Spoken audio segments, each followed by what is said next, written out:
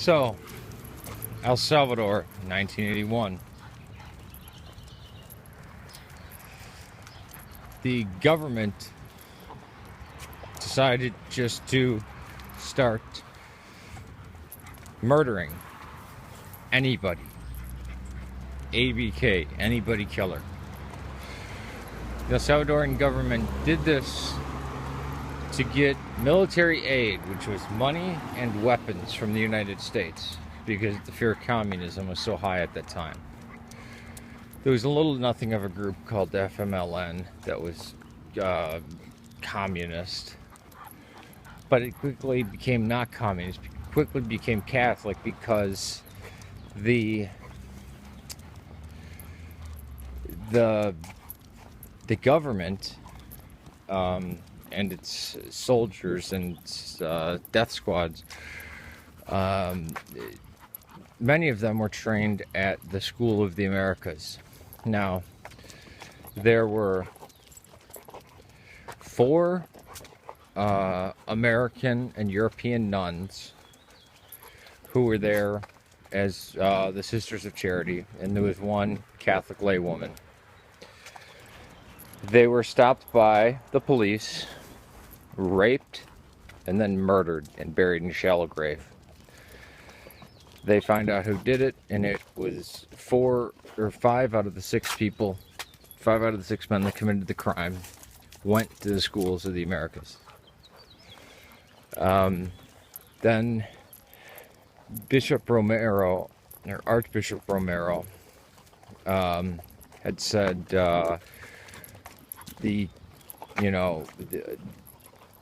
we need to be kind to the poor, which is a Catholic message, always been preached, but it's also a Christian message. I mean, it's on all forms of Christianity except maybe Mormonism. And the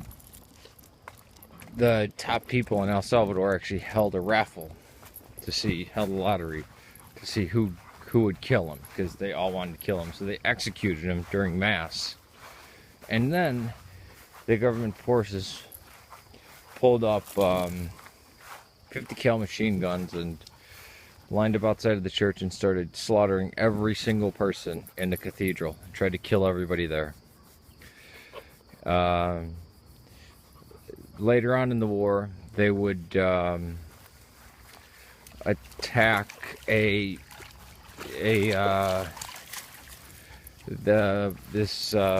not seminary, but this house that 9 priests were living in. Many of them just foreign priests. They went in, the government officials went in, tortured and executed the 9 priests. The FMLN quickly became a Roman Catholic organization. It was an organization of the people, because the only safe place for the people was in the mountainous regions. And the guerrillas were Catholics, and they even held Mass on a daily basis. And the government caused so much damage that what we have now today, what was a nothing of a little third world peaceful country, just a poor little nothing of a country in Central America, now has things like Salvatrucha and 18th Street down there, and everybody's a gangbanger and a murderer, and that's directly because of the El Salvadoran Civil War. But it was not really a civil war, it was just the government massacring its own people. I mean, if you were on the streets and you weren't a member of the death squads, they would just kill you. Dead. Shown any signs of being Roman Catholic, dead. It was kind of like the Cristero War all over again. Although the Cristero War happened in Mexico. The anti-Catholic hate is... It's never died down. And people think, oh, Latin America is very Catholic. Yeah, the populations are. but they're becoming less because of these brutal wars against them.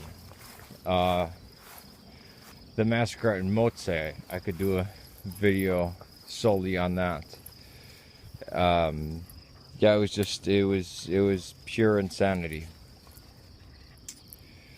The FMLN, starting out as a Marxist organization, that's how revolutionary theology actually began. It was just because the government just kept massacring the people, and the people, don't we have a right to defend ourselves? You know, kind of like the idea of a crusade. But there was, you know, Marxist stuff of like, you know, hey, you know, couldn't, you know, why can't we, you know, have any rights, you know?